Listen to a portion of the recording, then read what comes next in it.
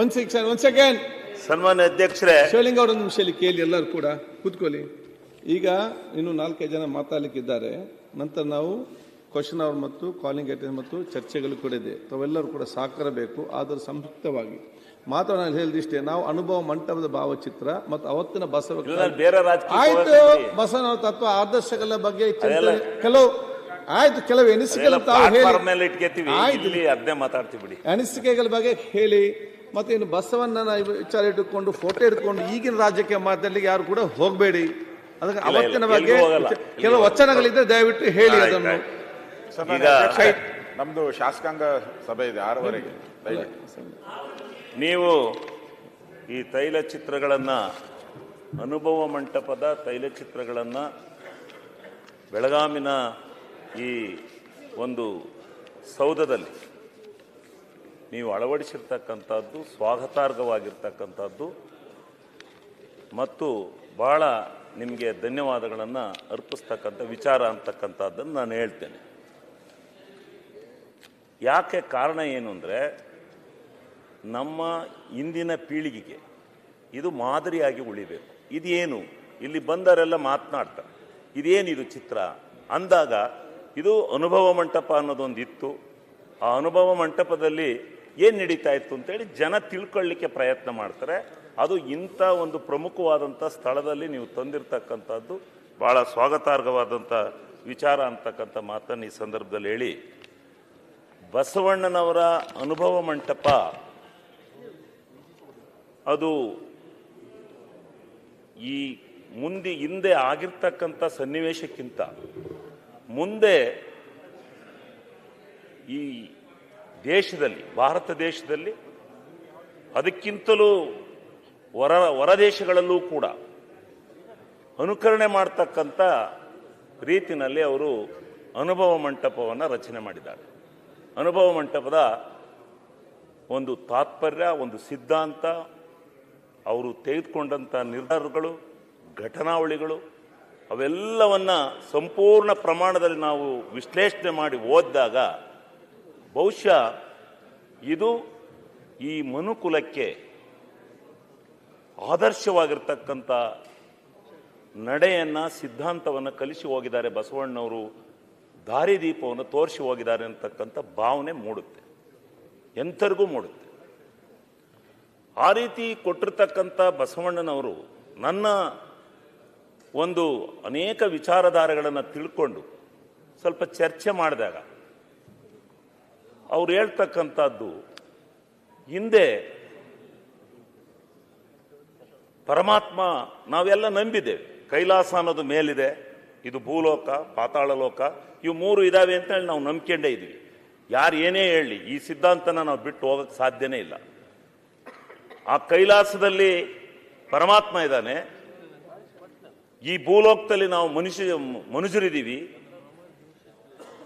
ಈ ಮನುಷ್ಯ ಕುಲದಲ್ಲಿ ಆಗಿಂದಾಗ್ಗೆ ವ್ಯತ್ಯಾಸ ಆದಾಗ, ಸಂಘರ್ಷ ಆದಾಗ, ಅಶಾಂತಿ ಮೂಡಿದಾಗ, ಅರಾಜಕತೆ ಬಂದಾಗ ಆ ಪರಮಾತ್ಮ, ಸಾಕ್ಷಾತ್ ಪರಮಾತ್ಮನೇ ದೇಶಾವತಾರವನ್ನು ಎತ್ತಿರ್ತಕ್ಕಂಥ ಕಥಾಭಾಗಗಳನ್ನು ನಾವು ನೋಡಿ ಅದನ್ನು ನಮ್ಮ ಇವತ್ತಿನ ಮಾನವ ಜನ್ಮದ ಈ ಮನುಕುಲದ ಜೀವನಕ್ಕೆ ಆಧಾರವಾಗಿಟ್ಟುಕೊಂಡು ನಾವು ಜೀವನ ಮಾಡ್ತಾ ಇದ್ದೀವಿ. ಅದನ್ನೇ ಉದಾಹರಣೆ ಕೊಡ್ತೇವೆ. ಯಾರಾದರೂ ತಪ್ಪು ಮಾಡಿದರೆ ಮಹಾಭಾರತದಲ್ಲಿ ಹೇಳಿದಂಥ ಉದಾಹರಣೆಯನ್ನು ಕೊಡ್ತೇವೆ, ರಾಮಾಯಣದಲ್ಲಿ ಹೇಳಿದಂಥ ಕೆಲವು ಉದಾಹರಣೆಗಳನ್ನು ಕೊಡ್ತೇವೆ. ಆ ಮನುಷ್ಯರಿಗೆ ಸಿದ್ಧಾಂತವನ್ನು ಹೇಳ್ಕೊಡ್ತಕ್ಕಂಥ ಈ ರೀತಿ ನಡೆದಿದೆ ನೋಡು ಹಿಂದೆ ಘಟನೆ. ನೀನು ಯಾಕೆ ತಪ್ಪು ಮಾಡ್ತೀಯಾ? ಅಣ್ಣ ತಮ್ಮಂದರಿಗೆ ಕೌರವ ಮೋಸ ಮಾಡಿ ಯಾವ ಪಶ್ಚಾತ್ತಾಪವನ್ನು ಮಾಡ್ದ, ನೀನು ಅವನಂಗಾಗ್ತೀಯ, ಕೌರವನಂಗಾಗ್ತೀಯ, ಅಣ್ಣ ತಮ್ಮಂದ್ರಿಗೆ ಪಾಲನೆಯಲ್ಲಿ ಮೋಸ ಮಾಡ್ತೀಯ ಲೇ ಅಂತೇಳಿ ಪಂಚಾಯತಿಲಿ ಹೇಳ್ತಾರೆ ಜನ. ಆ ರೀತಿ ಉದಾಹರಣೆ ತಗೋತಾರೆ ಆ ಹಿಂದೆ ನಡೆದಿರ್ತಕ್ಕಂಥ ದಶಾವತಾರದ ಉದಾಹರಣೆಗಳು.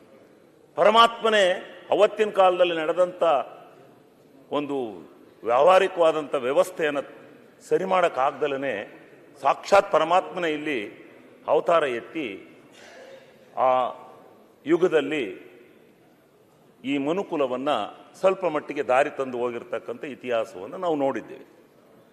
ಅದೇ ರೀತಿ ಕಲಿಯುಗ ಪ್ರಾರಂಭ ಆಯ್ತಲ್ಲ, ಈ ಕಲಿಯುಗದಲ್ಲಿ ಯುಗಾಂತರ ಪ್ರಾರಂಭ ಆದ ಕಲಿಯುಗದಲ್ಲಿ 1ನೇ ಶತಮಾನದಿಂದ 12ನೇ ಶತಮಾನದವರೆಗೆ ನಡೆದಿರ್ತಕ್ಕಂಥ ದೃಷ್ಟಾಂತಗಳನ್ನ, ಈ ಮನುಕುಲದಲ್ಲಿ ನಡೆದಿರ್ತಕ್ಕಂಥ ದೃಷ್ಟಾಂತಗಳ ಸರಮಾಲೆಯನ್ನು ನೋಡಿದಾಗ, ವಿಚಾರಗಳನ್ನು ತೆಗೆದುಕೊಂಡಾಗ ನಿಜವಾಗ್ಲೂ ಎಷ್ಟರ ಮಟ್ಟಿಗೆ ಮನುಷ್ಯರು ತಿಂದಿದ್ದಾರೆ. ಅನುಭವ ಮಂಟಪಕ್ಕೆ ಬರ್ತಾ ಇರೋದು. ಬಸವಣ್ಣನ ಯಾರು ಕಳಿಸ್ಯಾರ ಅಂತ ಹೇಳ್ತೀನಿ ರಾಯರೆಡ್ಡರೇ, ಇರ್ರಿ ನಾನು ಹೇಳ್ತೀನಿ. ಬಸವಣ್ಣನ ಯಾರು ಕಳಿಸ್ತಾ, ದೇವ ಕಳಿಸ್ತಾ ಅಂತ ಹೇಳ್ತೀನಿ ತಡ್ರಿ. ಶಿವಲಿಂಗೌಡ್ರೆ ತಡ್ರಿ, ಒಂದೇ ನಿಮಿಷ ಕೇಳಿ. ಬಸವಣ್ಣ ಬಲ ಮೆಲ್ಲಗೆ ಮಾತಾಡ್ತಿದ್ರು, ಹಾಗೆ ಸಮಾಧಾನದಲ್ಲಿ ಮಾತಾಡಿ. ಆಯ್ತು ಮೆಲ್ಲಕ್ಕೆ. ಅದು ಮೈಕ್ ಜಾಸ್ತಿ ಇಟ್ಬಿಟ್ಟಾರೆ ಇಲ್ಲಿ. ಮೈಕ್ ಜಾಸ್ತಿ ಆಯ್ತು, ಸ್ವಲ್ಪ ಕಡಿಮೆ ಮಾಡಕ್ ಹೇಳಿ. ಕರ್ಮ ಸಿದ್ಧಾಂತ ಹೇಳ್ತೀನಿ, ನಾನು ಅಲ್ಲಿಗೆ ಬರ್ತೀನಿ. ಏನಂಗ ನೀವು ರಾಮಾಯಣ ಮಹಾಭಾರತ ನಂಬಲ್ಲ?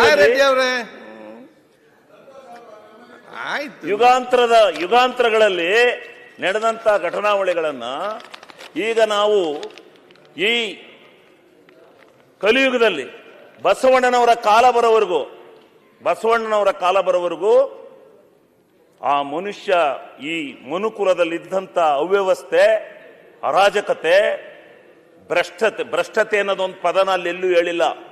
ಅವತ್ತಿನ ಕಾಲದಲ್ಲಿ ಅದು ಭ್ರಷ್ಟತೆ ಅನ್ನೋದಂಥದ್ದೊಂದು ಕಂಡು ಬಂದಿಲ್ಲ. ಇನ್ನೆಲ್ಲ ಅವ್ಯವಸ್ಥೆ ಇತ್ತು.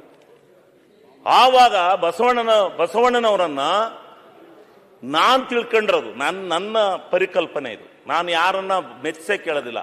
ಬಸವಣ್ಣನವರನ್ನ ಈ ಮನುಕುಲದಲ್ಲಿ ಇರ್ತಕ್ಕಂಥ ಅವ್ಯವಸ್ಥೆಯನ್ನು ಸರಿ ಮಾಡೋದಕ್ಕೋಸ್ಕರ ಆ ಪರಮಾತ್ಮನೇ ಸಾಕ್ಷಿಯಾಗಿ ಇಲ್ಲಿಗೆ ಕಳಿಸಿದಾನೆ, ಈ ಭೂಲೋಕಕ್ಕೆ. ಈ ಭೂಲೋಕದಲ್ಲಿ ಬಸವಣ್ಣನವರು ಬಂದು ತಮ್ಮ ಸಿದ್ಧಾಂತವನ್ನು ಮಂಡಿಸಿ, ಅವರು ಎಲ್ಲ ದೃಷ್ಟಿಯನ್ನು ಸರಿ ಮಾಡತಕ್ಕ ಸಮಾನತೆ ಅಂತಕ್ಕಂಥದ್ದು, ಈ ಜಾತಿ ವ್ಯವಸ್ಥೆಯಲ್ಲಿದ್ದಂಥ ಅವ್ಯವಸ್ಥೆಯಲ್ಲಿದ್ದಂಥದ್ದನ್ನು ಸರಿ ಮಾಡ್ತಕ್ಕಂಥದ್ದು. ಬಸವಣ್ಣವ್ರು ಇನ್ನೇನು ಮಾಡೋದ್ರು? ಅದನ್ನೇ ಮಾಡೋದು. ಎಲ್ಲರೂ ಸಮಾನರು ಅಂತಕ್ಕಂಥದ್ದನ್ನು ಹೇಳಿದರು. ಅವತ್ತಿನ ಅವರು ಬಸವಣ್ಣನವರು ಹೇಳೋದಂತ ಅನುಭವ ಮಂಟಪದಲ್ಲಿ ಕೊಟ್ಟೋಗಿರ್ತಕ್ಕಂಥ ಅವರ ತೀರ್ಪುಗಳು, ಅವರ ಮಾಡಿ ಹೋಗಿರ್ತಕ್ಕಂಥ ಕಾರ್ಯ ಸಾಧನೆಗಳನ್ನು ತೆಗೆದು ಸ್ವಲ್ಪ ಓದಿದ್ರೆ ಇವತ್ತೇನು ನಡೀತಾ ಇದೆ ಅದನ್ನು ಅವತ್ತೇ ಎಲ್ಲ ಸಮಾಜದವರು ಸರಿಯಾಗಿ ಹೋಗ್ಬೇಕು, ಎಲ್ಲ ಸಮಾಜಕ್ಕೆ ಸಮಾನತೆಯನ್ನು ಕೊಡಬೇಕು, ಎಲ್ಲ ಸಮಾಜಗಳು ಜಾತೀಯತೆ ಅಂತಕ್ಕಂಥದ್ದು ಬೇಡ, ಜಾತೀಯತೆಯನ್ನು ಹೊರಗಿಟ್ಟು ನಾವೆಲ್ಲ ವ್ಯವಸ್ಥೆಯನ್ನು ಮಾಡಬೇಕು, ಸಮಾಜದಲ್ಲಿ ಪ್ರತಿಯೊಬ್ಬರನ್ನ ಪರಿಗಣಿಸಿ ಮಾಡಬೇಕು ಅಂತಕ್ಕಂಥದ್ದನ್ನ ಅವತ್ತು ಹೇಳಿದರು. ಎಲ್ಲ ಸಮಾಜದವರನ್ನ ತಮ್ಮ ಅನುಭವ ಮಂಟಪಕ್ಕೆ ಸೇರಿಸಿಕೊಂಡ್ರು. ಒಂದೇ ಒಂದು ಏನು ಸಮಾಜದಲ್ಲಿ ಜಾತಿಯ ವ್ಯವಸ್ಥೆ ಇತ್ತು, ಆ ಜಾತಿಯ ವ್ಯವಸ್ಥೆಯ ಪ್ರತಿಯೊಬ್ಬರನ್ನ ತಮ್ಮ ಅನುಭವ ಮಂಟಪಕ್ಕೆ ಸೇರಿಸಿಕೊಂಡು ತಮ್ಮ ಅನುಭವ ಮಂಟಪದಲ್ಲಿ ಕೂತು ಅವತ್ತು ಅನುಭವ ಮಂಟಪದಲ್ಲಿ ಸಂದೇಶವನ್ನು ಕೊಟ್ಟೋಗಿದ್ದಾರೆ. ಆ ಸಂದೇಶದ ಪ್ರಕಾರನೇ ಅಂಬೇಡ್ಕರ್ ಅವರು ಸಂವಿಧಾನವನ್ನು ಬರೆದಿದ್ದಾರೆ. ಅಂಬೇಡ್ಕರ್ ಅವರು ಸಂವಿಧಾನವನ್ನು ಬರೀಬೇಕಾದಂಥ ಸಂದರ್ಭದಲ್ಲಿ ಅನುಭವ ಮಂಟಪದಲ್ಲಿ ನಡೆದಂಥ ಅನೇಕ ಘಟನಾವಳಿಗಳ ಸನ್ನಿವೇಶಗಳನ್ನು ಅವರು ತೆಗೆದುಕೊಂಡು ಆ ಸಮಾನತೆ ಅಂತಕ್ಕಂಥ ಪದವನ್ನ, ಆ ಒಂದು ಪ್ರಜಾಪ್ರಭುತ್ವ, ಆಧುನಿಕ ಪ್ರಜಾಪ್ರಭುತ್ವ ವ್ಯವಸ್ಥೆನಲ್ಲಿ ಈ ಮನುಕುಲ ಹೇಗಿರಬೇಕು, ಯಾವ ರೀತಿ ಈ ದೇಶವನ್ನು ಆಳಬೇಕು ಅಂತಕ್ಕಂಥ ಈ ಸ್ವತಂತ್ರ ಭಾರತದಲ್ಲಿ ವ್ಯವಸ್ಥೆಯನ್ನು ಕಲ್ಪಿಸಿ ಹೋಗಿದ್ದಾರೆ. ಆದ್ರಿಂದ ಬಸವಣ್ಣನವರು ಹೇಳಿ ಹೋಗಿರ್ತಕ್ಕಂಥ ಸಿದ್ಧಾಂತದ ಅಡಿನಲ್ಲಿ ಅವರು ಏನು ಜಾತಿ ವ್ಯವಸ್ಥೆನಲ್ಲಿ ಕೊನೆಗೆ ತಮ್ಮ ಪ್ರಧಾನಮಂತ್ರಿ ಪದವಿಯನ್ನೇ ತ್ಯಾಗ ಮಾಡ್ತಾರೆ. ಅಂತರ್ಜಾತೀಯ ವಿಭಾಗವನ್ನು ಮಾಡಿಸಿ ತಮ್ಮ ಅಂತರ್ಜಾತಿ ವಿಭಾಗದ ಮಧ್ಯದಲ್ಲಿ ಅವರು ತೆಗೆದುಕೊಂಡಂತ ನಿರ್ಧಾರ ತಪ್ಪು ಅಂತಕ್ಕಂಥ ದೃಷ್ಟಿಯಿಂದ ರಾಜರಿಗನಿಸಿ ಅವರು ಪ್ರಧಾನಮಂತ್ರಿಯ ಸ್ಥಾನವನ್ನೇ ತ್ಯಾಗ ಮಾಡಬೇಕಾದಂಥ ಪರಿಸ್ಥಿತಿ ಬಂದಿದೆ. ಇಂಥ ಅನೇಕ ಘಟನಾವಳಿಗಳನ್ನು ನಡೆದಿರ್ತಕ್ಕಂಥದ್ದು. ಕೊನೆಗೆ ಬಸವಣ್ಣವರು ಯಾವ ರೀತಿ ದೈವಾಧೀನರಾದ್ರು ಅಂತಕ್ಕಂಥ ಇತಿಹಾಸ ಇನ್ನೂ ಸಿಕ್ಕಿಲ್ಲ. ಬಸವಣ್ಣವರ ಚರಿತ್ರೆಯಲ್ಲಿ ಏನಾದರೂ ಬಸವಣ್ಣವರು ಯಾವ ರೀತಿ ದೈವಾಧೀನರಾದ್ರು ಅಂತಕ್ಕಂಥ ಇತಿಹಾಸ ಇನ್ನೂ ನಾವು ನೋಡಲಿಕ್ಕೆ ಸಾಧ್ಯ ಆಗ್ತಾ ಇಲ್ಲ. ಹಾಗಾಗದ ಬೇಡ ಈ ಪ್ರಜಾಪ್ರಭುತ್ವ ವ್ಯವಸ್ಥೆ. ಏನು ಯಾವ ಅಂಬೇಡ್ಕರ್ ಅವರು ಈ ಸಂವಿಧಾನವನ್ನು ಬರೆದು ಆ ಸಂವಿಧಾನದಲ್ಲಿ ಏನು ವ್ಯವಸ್ಥೆಯನ್ನು ಮಾಡಿ ಹೋಗಿದ್ದಾರೆ, ಎಲ್ಲರೂ ಸಮಾನರು ಅಂತಕ್ಕಂಥ ವ್ಯವಸ್ಥೆಯನ್ನು ಮಾಡಿ ಹೋಗಿದ್ದಾರೆ. ಎಲ್ಲರೂ ಒಂದಾಗಿ ಬಾಳಬೇಕು, ನಾವೆಲ್ಲ ಒಂದಾಗಿ ಹೋಗ್ಬೇಕು ಅಂತಕ್ಕಂಥ ಸಿದ್ಧಾಂತವನ್ನೇನು ಕೊಟ್ಟಿದ್ದಾರೆ, ಎಲ್ಲರಿಗೂ ಸಮಾನ ಹಕ್ಕನ್ನು ಕೊಟ್ಟಿದ್ದಾರೆ. ಪ್ರಧಾನಮಂತ್ರಿಯಿಂದ ಹಿಡಿದು ರಾಷ್ಟ್ರಪತಿಯಿಂದ ಹಿಡಿದು ಕೊನೆಯ ಕಡೆಯ ವ್ಯಕ್ತಿಯವರೆಗೆ ಒಂದೇ ಒಂದು ಸಮಾನ ಅಧಿಕಾರವನ್ನು, ಹಕ್ಕನ್ನು ಕೊಟ್ಟಿದ್ದಾರೆ. ಆ ಹಕ್ಕಿನ ಅಧಿಕಾರದಲ್ಲಿ ಅದು ನಾವೆಲ್ಲ ಭಾಗಿಗಳಾಗಬೇಕು. ಇದು ಬಸವಣ್ಣನವರ ಸಿದ್ಧಾಂತದಿಂದಲೇ, ಇದರ ಅನುಭವ ಮಂಟಪದಿಂದಲೇ ಮುಂದೆ ಅಂಬೇಡ್ಕರ್ ಅವರು ಈ ಸಂವಿಧಾನವನ್ನು ಬರೆದಿರ್ತಕ್ಕಂಥ ಇತಿಹಾಸ ಅಂತಕ್ಕಂಥದ್ದನ್ನ ನಾನು ನನ್ನ ದೃಷ್ಟಿನಲ್ಲಿ ಓಲೈಕೆ ಮಾಡ್ಕೊಳ್ತಾ ಇದು ಸಮಾನವಾಗಿರಬೇಕು. ಆ ಅಂಬೇಡ್ಕರ್ ಅವರು ಬರೆದಿರ್ತಕ್ಕಂಥ ಸಂವಿಧಾನಕ್ಕೂ ಶಾಂತಿ, ನೆಮ್ಮದಿ ಎಲ್ಲವೂ ಬರಬೇಕು, ಒಂದಾಗಿ ಬಾಳಬೇಕು. ಸರ್ವ ಜನಾಂಗದ ಶಾಂತಿಯ ತೋಟ ಅಂತೇಳಿ ಏನು ಕುವೆಂಪುರವರು ಹೇಳಿದ್ದಾರೆ, ಆ ರೀತಿ ನಾವೆಲ್ಲ ಒಂದಾಗಿ ಬಾಳಬೇಕು ಅಂತಕ್ಕಂಥದ್ದು ನನ್ನ ಆಸೆ ಅಂತಕ್ಕಂಥ ಮಾತನ್ನ ಇದರ ಸಿದ್ಧ ಬಸವಣ್ಣನವರಿಗೆ ನಾವು ನಿಜವಾಗಲೂ ಗೌರವ ಕೊಟ್ಟಂಗಾಗುತ್ತೆ. ನಾವೆಲ್ಲ ರೀತಿಯಲ್ಲಿ ಒಳ್ಳೇದಾಗುತ್ತೆ. ಅದಕ್ಕೆ ನಾವೆಲ್ಲ ಒಂದಾಗಿ ಬಾಳಬೇಕು ಅಂತಕ್ಕಂಥದ್ದನ್ನ ನಾನು ಈ ಸಂದರ್ಭದಲ್ಲಿ ಹೇಳಿ ನಿಮಗೆ ಅವಕಾಶ ಕೊಟ್ಟದಕ್ಕೆ ತಮಗೆ ಧನ್ಯವಾದಗಳು. ಕೆ ಎಚ್ ಮುನಿಯಪ್ಪನಜಿಯವರು ಮತ್ತು ನೆಕ್ಸ್ಟ್ ಶರಣ್ ಶೆಲ್ಗಾರ್, ಅದರ ನಂತರ ಈಗ ಬೇಗ 12ನೇ ಶತಮಾನದ ಬಸವಣ್ಣವರು